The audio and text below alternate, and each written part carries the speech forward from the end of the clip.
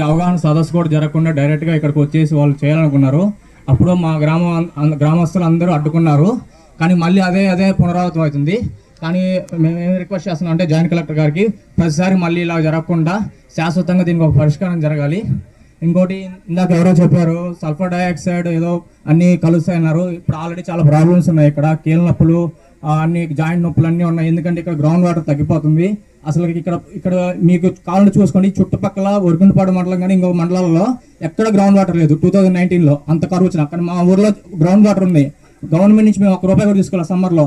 ఎందుకంటే మాకు ఇక్కడ పలుకురాయి ఉండడం వల్ల గ్రౌండ్ వాటర్ వచ్చినప్పుడు అన్ని నీళ్లు కిందకి వెళ్తున్నాయి. ఇప్పుడు అదే మీరు ఆ నీళ్లు కానీ ఆ పలుకురాయి కానీ తీసేస్తే ఇప్పుడు ఆ నీళ్ళు ఎక్కడికి వెళ్ళాలి?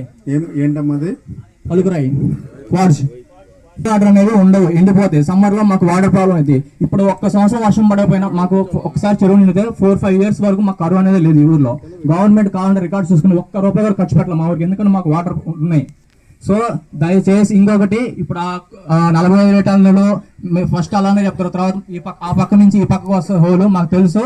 సో దయచేసి దీన్ని ఆపవలసిందిగా మా జడదేవి గ్రామ ప్రజలందరి తరఫున కోరుకున్నాం సార్. Thank you sir.